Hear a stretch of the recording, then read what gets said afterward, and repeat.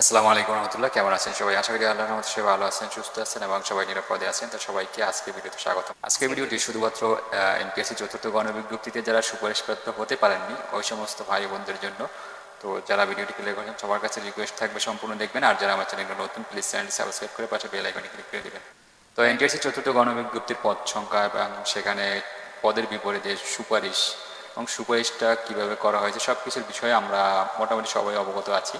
যেখানে ৭০,০০০-এর বেশি পদে ৩২,০০০, মাত্র ৩২,০০০ শিক্ষককে নিয়োগ করা হয়েছে। যদিও এনটিএসসি থেকে যেখানে বলা হয়েছে যে যোগ্য প্রার্থী পাওয়া যায় না বা এরকম অনেক অজুহাত তারা দাঁড় করেছেন, আমার মনে হয় এই যে অজুহাতটা তারা দিয়েছেন সেটা সম্পূর্ণ ভিত্তিহীন। এবং যদি এটা হয়েই থাকে বা তারা যদি এইভাবেই নিয়োগ সুপারিশ করে, তাহলে বাংলাদেশের যে শিক্ষক সংকট সেটা কোনোদিনই দূর হবে না। কারণ এনটিএসসি যোগ্য প্রার্থী কোনোদিন পাবেও না, আর শিক্ষকের যে শূন্য পদগুলো সেগুলো কখনো পূরণ হবে না। তো চতুর্থ গণবিজ্ঞপ্তির ফলাফল প্রকাশ নিয়ে কিন্তু অনেক অভিযোগ আছে। যেমন এর মধ্যে অন্যতম একটা বিষয় হচ্ছে যে যোগ্য প্রার্থী যারা তাদেরকে সুপারিশ করা হয় নাই।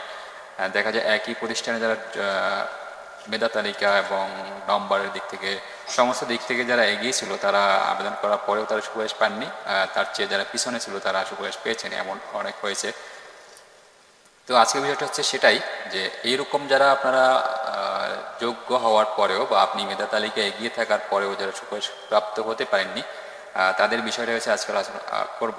তো এখানে অনেকেই আমাদের কাছে অভিযোগ করছেন যে তারা যে প্রতিষ্ঠানে আবেদনটা করছেন সেই ওই প্রতিষ্ঠানে তিনি ফার্স্ট চয়েস দিচ্ছেন, মানে তার চয়েস লিস্টের একদম প্রথমে দিচ্ছেন, আর তারপরে ওই প্রতিষ্ঠানে তার চেয়ে মেধা তালিকা বা অন্যান্য দিক থেকে যারা পিছিয়ে তাদেরকে সুপারিশ করা হয়েছে, এমন অভিযোগ কিন্তু আমাদের কাছে আছে।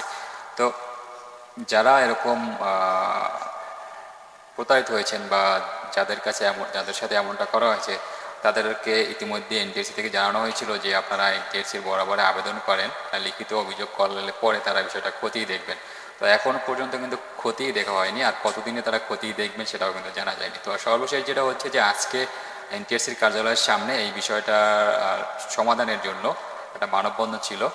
তো এখানে যারা এইরকম যারা প্রতারিত হয়েছেন, যারা সুপারিশকৃত হতে পারেননি, তারা এই মানববন্ধনে উপস্থিত ছিলেন। তো সেখানে কিন্তু এই মানববন্ধনে এনটিএসসির কার্যালয়ের সামনেই ছিল, যেহেতু সেখানে পুলিশ তাদেরকে বাধা দিয়েছেন এবং তাদেরকে ব্যানার কিনে নিয়েছেন এমনটা জানা গেছে। এবং সর্বশেষ যেটা জানা গেছে যে অবশেষে সবশেষ কিন্তু তারা পুলিশের সহযোগিতায় এনটিএসসি চেয়ারম্যানের সাথে আলোচনা করছেন বা তার সাথে কথা বলতে পেরেছেন।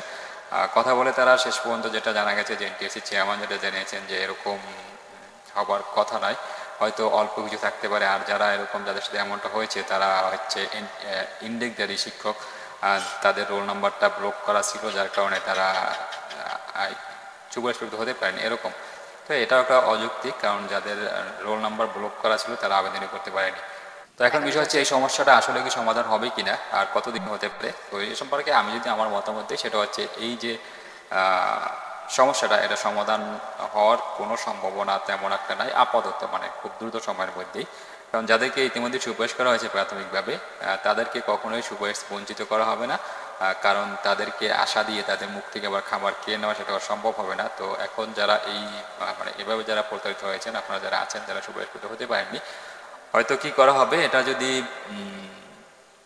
প্রমাণ হয় যে আসলে আপনি যোগ্য হওয়ার পরেও সুপারিশ পাননি, তাহলে যেটা করা হবে যে পরবর্তীতে এই চতুর্থ গণবিজ্ঞপ্তির কার্যক্রমটা শেষ হওয়ার পরে, মানে কিছুদিন পরে হয়তো আপনারা যারা আছেন তাদেরকে অন্য একটা প্রতিষ্ঠানে সুপারিশ করা হবে, এরকমটা হতে পারে। কিন্তু যাদেরকে সুপারিশ করা হয়েছে তাদেরকে বাদ দিয়ে আবার নতুন করে আপনাদের সুপারিশ করা, এটার কোনো সম্ভাবনা নাই, এটা এনটিএসসি করবেও না।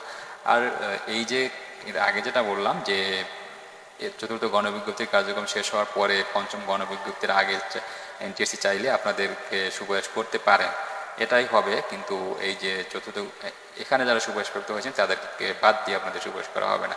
তো এটা কতদিনে হবে এটা এনটিএসসি জানে, কারণ এনটিএসসি ভালো কাজের মধ্যে কিন্তু কিছু খারাপ কাজও আছে, কিছু কিছু তাদের অনিয়ম আছে, যার কারণে কিন্তু এনটিএসসিকে আমরা সব সময় তাদেরকে ভালো বলতে পারি না, তাদের সমালোচনাও করতে হয় আমাদের। তো যাই হোক, এখন দেখার বিষয় হচ্ছে এই সমস্যাটার আদৌ কোনো সমাধান হয় কিনা বা এটা কতদিনের সমস্যার সমাধান হয় এটাই। তো যারা আন্দোলন করছেন এবং যারা এভাবে প্রতারিত হয়ে সুপারিশপ্রাপ্ত হতে পারেননি, তাদের সবার জন্য সমবেদনা এবং শুভকামনা পরবর্তী সময়ের জন্য এই শুভকামনা জানিয়ে আজকের মধ্যে ভিডিওটি শেষ করছি। সবাই ভালো থাকেন, সুস্থ থাকেন এবং নিরাপদে থাকেন এই প্রত্যাশা। আল্লাহ হাফিজ।